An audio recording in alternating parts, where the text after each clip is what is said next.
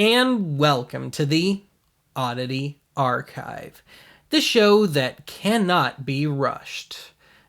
Kind of like a pot roast. Anyway, I want to try and accomplish two things in one shot, if you will. One, I want to finally dip my toe into filmmaking, real filmmaking, actual film, specifically Super 8mm film. Granted, no acting or plot or anything. That would be a lot to ask out of me. And then, number two, I want to take a look at the hottest new camera of 1966. Because we're just a teeny bit behind the curve around here. Anyway, as implied, I've got one of my now patented little pseudo-documentaries to unload on you here, and this sucker has been in the works to some degree at least since August. Now, admittedly, I didn't start shooting anything in regards to this until just before Halloween, which in its own way kind of reinforces my recurring claim that it is perpetual Halloween in Archive Land.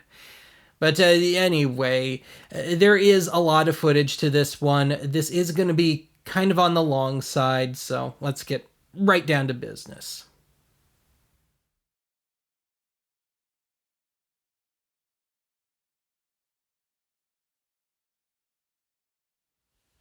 In a perfect world, this will eventually become one of my little pseudo documentaries. But as it stands, I really don't know what's going to happen. This may just wind up being a Ben's junk. I may wind up abandoning this project altogether. I may wind up abandoning all but a minute or two of this footage that I'm shooting right now. And yeah, we'll just have to see how it goes. But yeah, ideally this will be my big long opening segment to one of my little pseudo documentaries. So anyway, for quite some time now, I've been wanting to experiment with Super 8 film. Real film, shoot real actual movies, not on tape or on an SD card or something. And yeah, I've finally reached a point where I've got my hands on a camera and I'm feeling confident that I have a better than 50% chance of shooting something, sticking, a cartridge in here, shooting stuff, and actually having something to show for my work eventually. So anyway, this is not exactly one of the real sought after cameras, but here's my process with this one. This is the Elmo C200. It's a very early Super 8 camera. Super 8 was introduced in 1965. This camera was introduced in 66. And as far as I know, explicitly the Elmo C200 was only released in Japan, and any of them here in the States were imported probably at the time. Having said that, there are two other, not just equivalent cameras, but ones that, as far as I know, are the same, are just, they're just branded differently. So in the UK, they got the Ilford Elmo C200, and here in the States, we got the Honeywell Dual Filmatic, I believe it's called.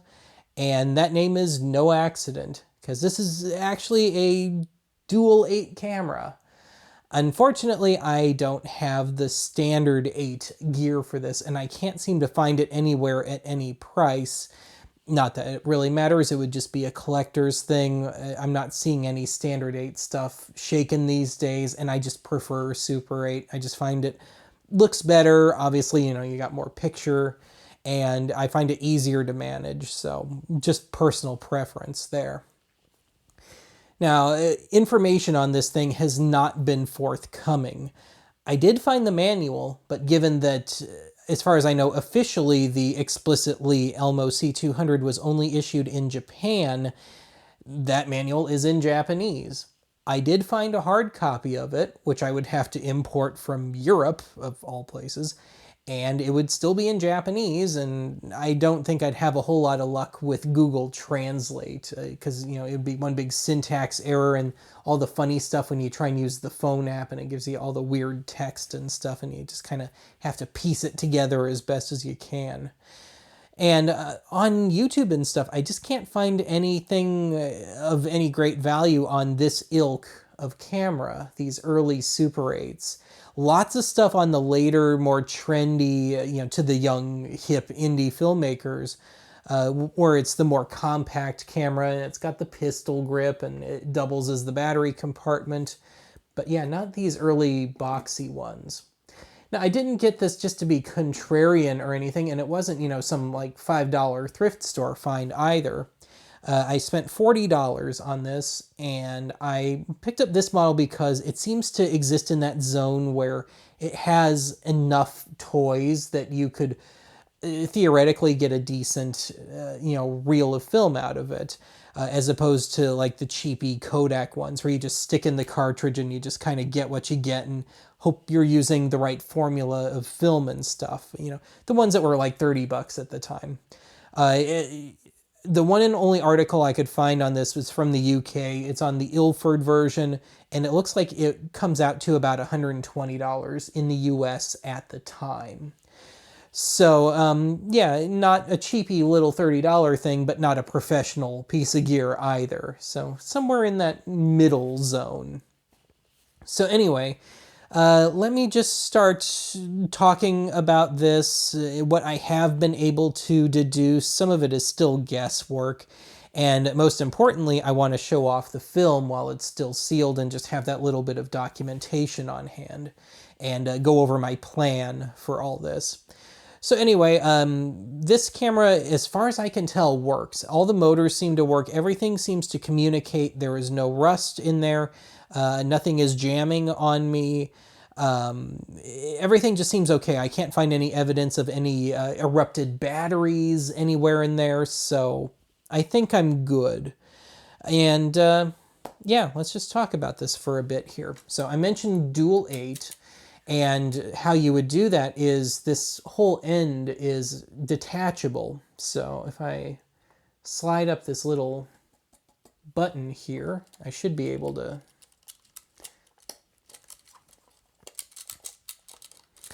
It is a little fussy, I've noticed.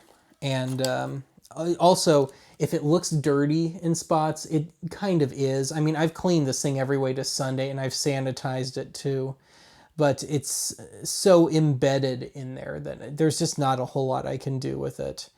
But anyway, I opened that up, and we got the little thing telling you how much space you got left on your reel of film. And if I wanted to swap this out for the regular 8 magazine, if I actually had one, I could just take those 2 little pinchy things and wiggle the whole thing out.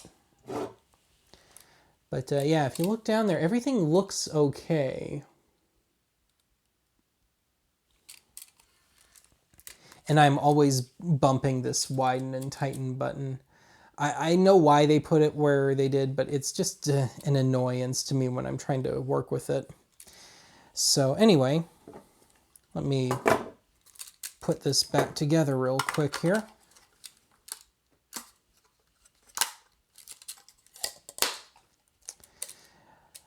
Let's see here.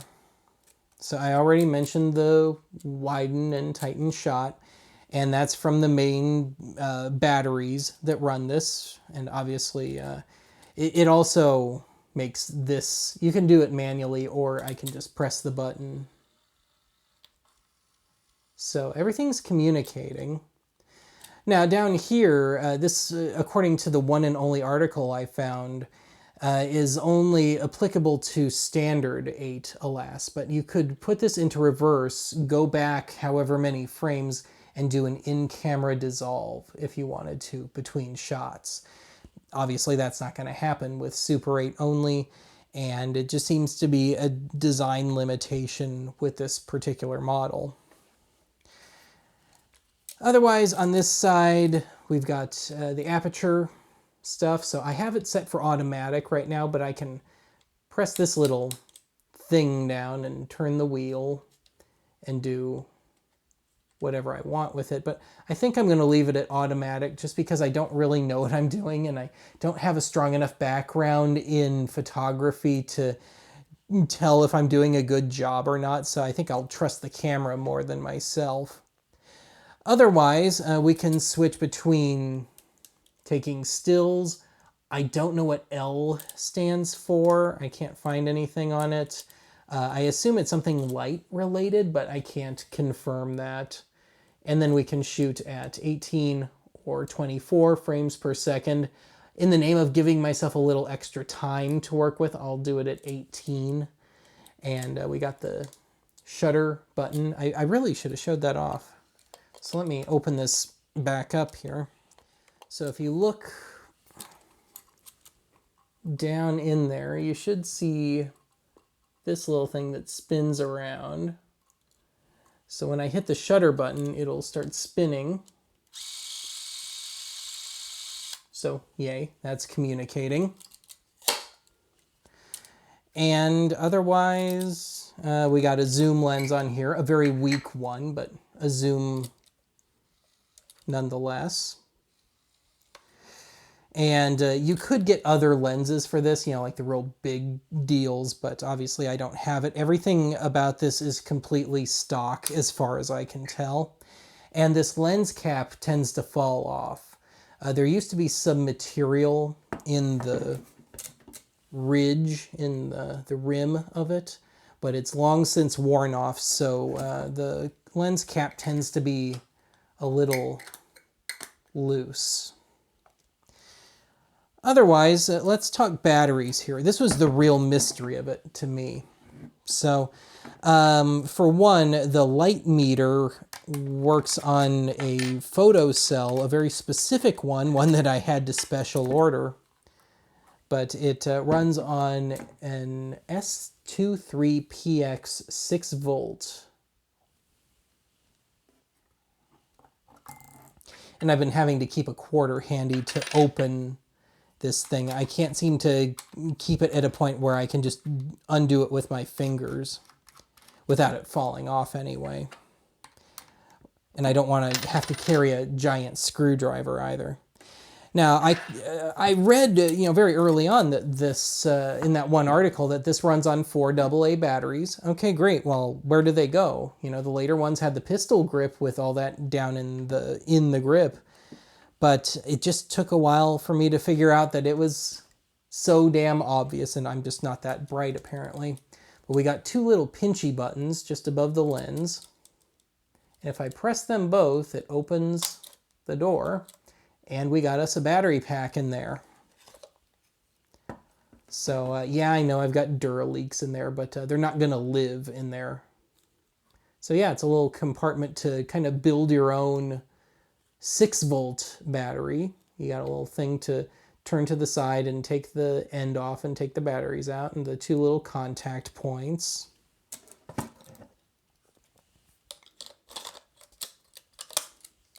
But yeah. Now, as far as testing to make sure everything is communicating goes, there's a little battery test button on here, and hopefully I can get that in the shot right at the tip of my finger. So this little 2-part button here, if I press the part, you know, towards the viewfinder, it'll test the main 4 AA's.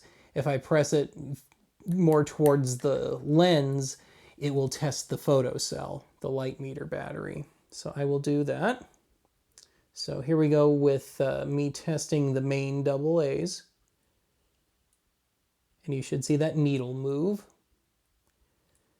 And if I press away from it, it'll test the photocell. And everything seems to be communicating. So really, the only thing left to do at this point is to throw in some film and hope for the best.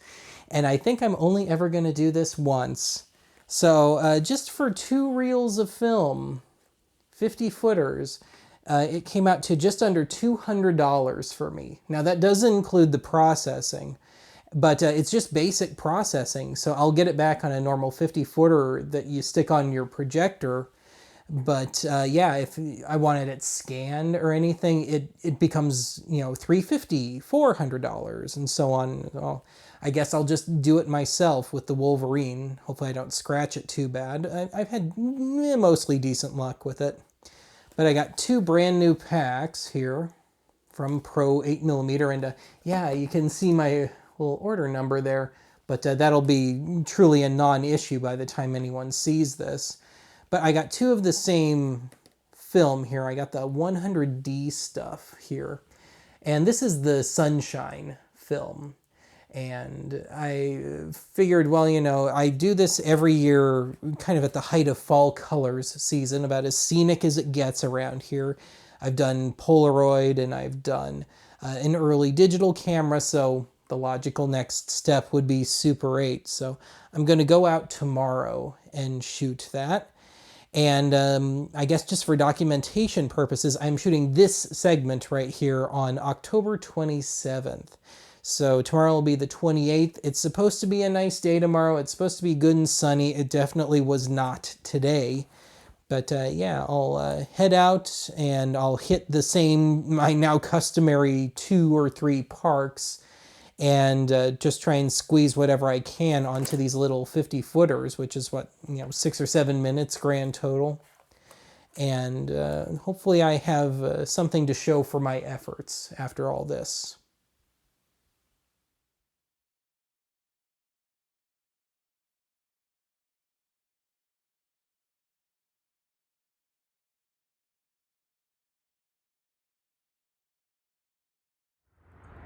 Well, this could be interesting as I don't have an assistant on hand, but we'll start it. If you recognize the arced trees, those have appeared on Archive a couple of times now. So I'm going to start trying to open up the film here, get some initial shots, real good, nice, bright, sunny, clear day out here, low humidity, about 55 degrees, so which is apparently the ideal temperature for this stuff. So hopefully we're golden here, and it all just hinges on the camera here. So let me get this underway. So what I'm gonna do here is, I've got a Sharpie in my bag. I'm gonna put a little X on the film and shoot until I'm allegedly out, and then I'll open it back up and see if it, actually advanced or not. So that's the current plan. All right, there's only one way this can fit, which may or may not happen on camera. So I don't know if that's going to mean a whole lot, but yeah, akin to that. Again, one of those days where I wish I had an assistant.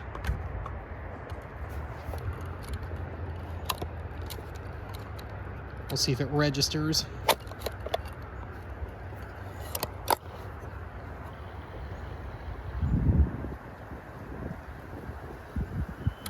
And as always, this is completely new to me, so we'll find out what is or isn't going on. I may just sacrifice a touch of the roll just to see if it advances at all.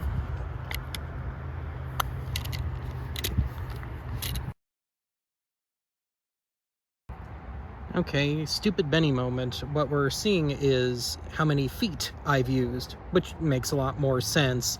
So I am at, 8 feet thus far, shooting at 18 frames a second, just to hopefully give myself a little extra footage to work with, since it's all going through the scanner and the frame rate doesn't matter. There's no camcorder involved, and I'm not worried about a mismatch.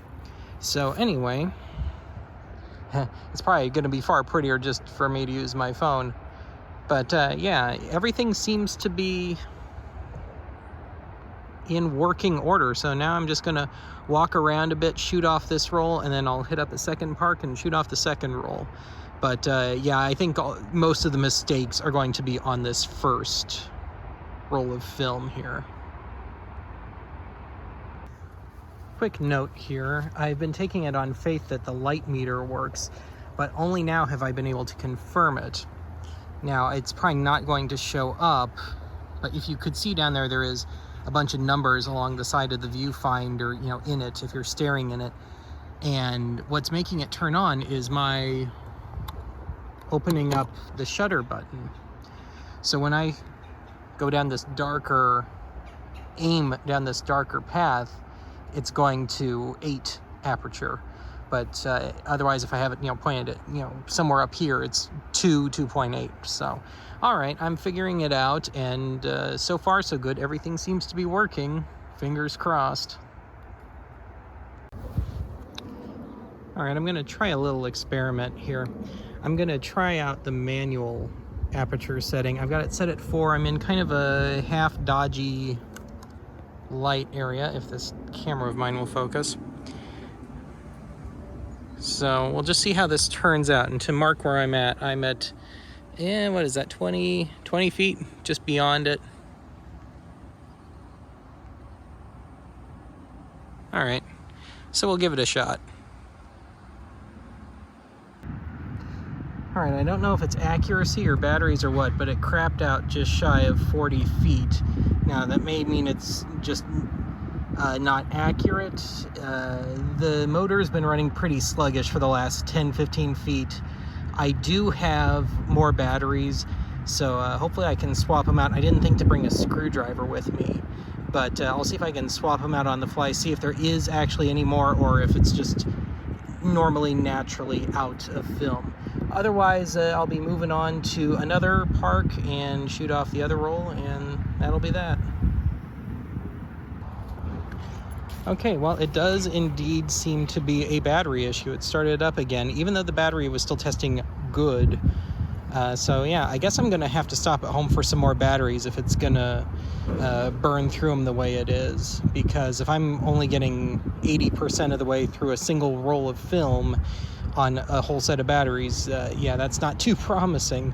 But yeah, I'll have to make that accommodation. So anyway, I'm gonna head up here and try and shoot down in the pit a little. I don't think there's much to be seen down there. See if I can get myself under another leaf shower. Hopefully, if that turns out, that'll be pretty. So yeah, let's do this.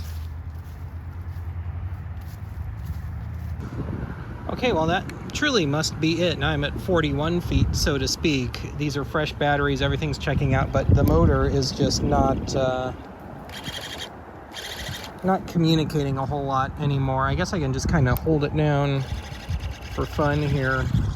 Throw some, nope. I was gonna say I'd throw something good and anachronistic like my phone in there, which I did do at one point already, more to cite the date and time more than anything else.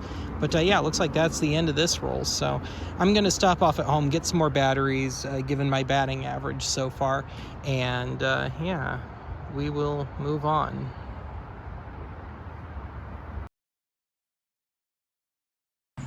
All right, so I don't know if I have to rewind manually or what, but it's kind of stuck. So I'll find out when I stick the new cartridge in there. Otherwise, I'll just have to, I guess, do the math. I'm sure I will get yelled at many, many times for this, but yeah. So let me load up my second and final cartridge. We are at Tut Hill Park now. We were at Yankton Trail earlier. I don't think I mentioned that. But yeah, we'll get some more autumn purtiness here, which you probably won't even see till winter. All right, before I get started here, I do want to give a quick update before I forget about it, and that is this is the new reel of film, but it's supposed to say exposed when I take it out of the cartridge. Now, obviously, it made it up to 40 feet, but something made it crap out at apparently 40 feet. So I did not fully expose that last one, but I'm not about to try and stick that thing back in either. I just, I feel like too many things could go wrong with it. And we'll just go ahead and pop this in, see if it starts rewinding on its own or not while I sit here and experiment.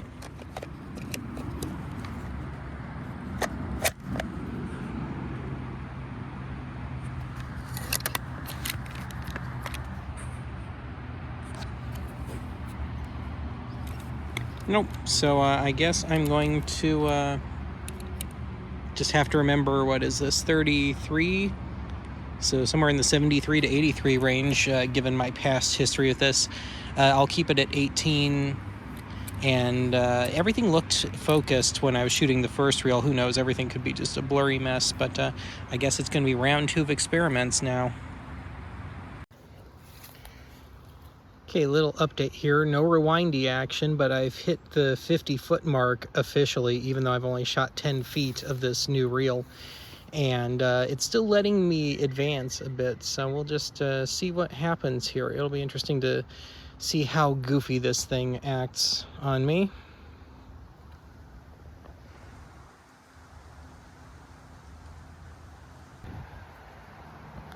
Well, just in case it completely goes to hell, I did shoot some very, very nice footage on the bridge here, and some leaves coming down and stuff. But yeah, just in case it didn't happen.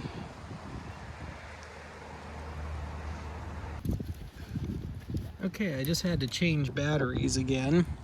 So I've been sitting on full, allegedly, for some time now, but it stopped running. I wasn't quite sure if it was full or not. Put in new batteries, it is running again, even though the old ones were testing out. So I might be at that magic point again where it's like 2 or 3 more feet. So I'm going to work my way back to the sign, the dedication sign, and hopefully I can get that kind of, what do you want to call it, the flame out that happens at the end of a reel. May or may not happen, of course. Alright, everything is showing up as really truly dead now. I put new batteries in, I shot a bit more footage, I think, and now I hold down the button and I get nothing. Everything still tests as working, so I'm gonna call that good. I guess maybe I should open it up and see if I actually made it all the way to the end of the exposed part, or I could just totally blow the last bit of footage. I did do just a kind of wonky last couple unrelated seconds, so the flame out I was shooting for may not even happen. Nope, does not say exposed all the way, so I'm gonna guess there's something up with the camera. Oh well, guess I'll ship it off and see what happens. And of course I'm holding down the button. Yeah, I think I've taken this as far as I can without, doing the final deed of getting things processed.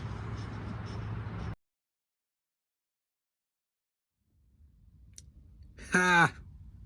Got one last little bit of footage out of it, and maybe it'll be a cool ending, but at least I finally got one all the way down to where it says exposed, even if my lovely, lovely phone camera won't focus on it.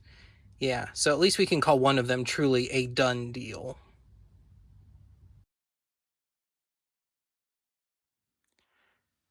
All right, just a quick epilogue after shooting my footage here.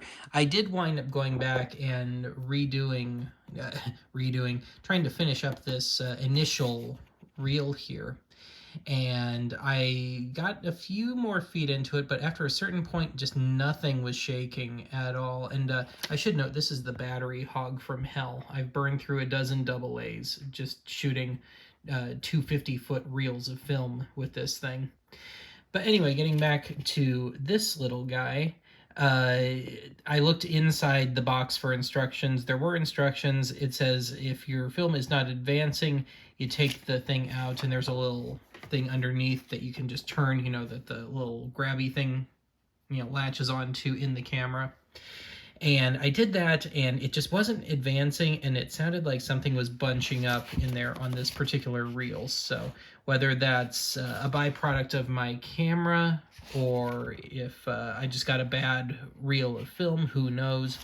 But yeah, this one, the second one, made it all the way to the end. Had to, do the battery thing, but I was able to work through it, and I wasn't having, any real major problems. So it's anyone's guess with this, but I guess now the only thing left to do is to get these together, that is, and ship it off to California for developing, and hopefully eventually see whether or not I have anything to show for all my efforts here.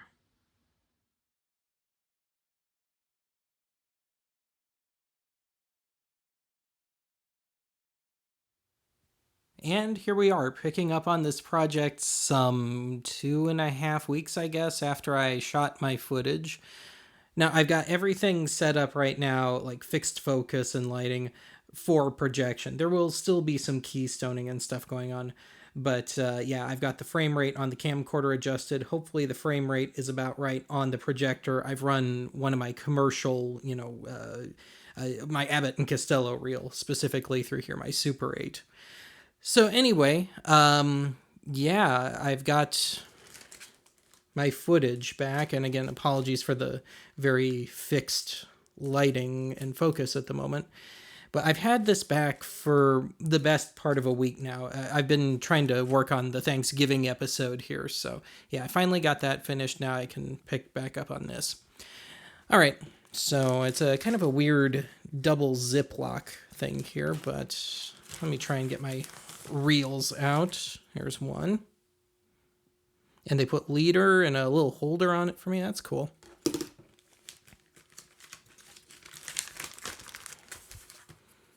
And there's the other.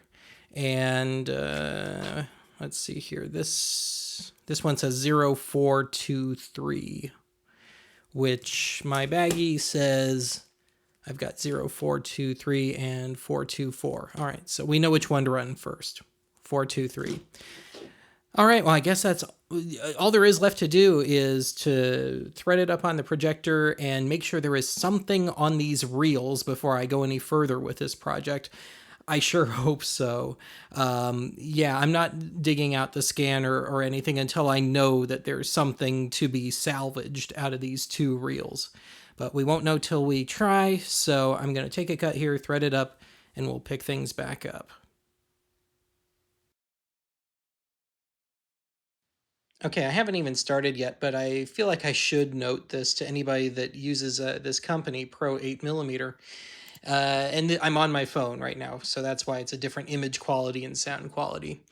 But anyway, my little number there, it's not just a sticker, it is stapled onto the film. So good thing I didn't run it quite yet.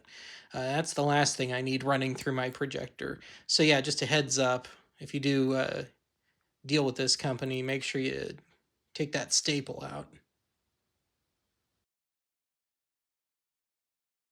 Okay, here we go. Can I add filmmaker to my resume? Let's find out. Oh, there's stuff! And it looks pretty good, actually. Now, I have no experience, obviously, with this sort of camera, but things exist! Oh my god! Jumpy as all hell, but yeah, it's there. Alright, cool. So I'm going to turn the camcorder off. Yeah, I forgot to mark my time and date there. I will change the order in the final edit, if you will. That'll be the only thing out of sequence. But yeah, all right. So I'm going to let that finish off camera. I'll pop on reel number 2, make sure there's actually something to show for my effort on there. And if there is, I will dig out the scanner and we'll finish this little documentary of mine with the 2 reels in their entirety. All right, moment of truth for reel number 2. Let's see what we got. And we have footage. Lovely. So it looks like I'm going to be scanning both of these. Cool.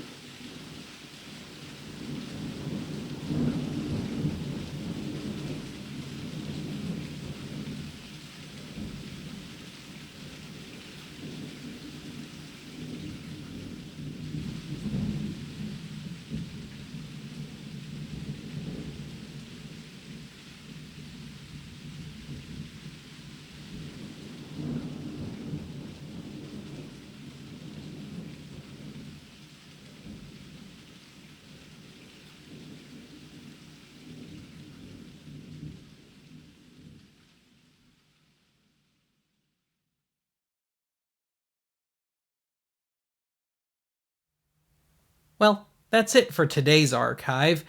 Join me next time when strange wooden figures begin appearing on my bookshelf.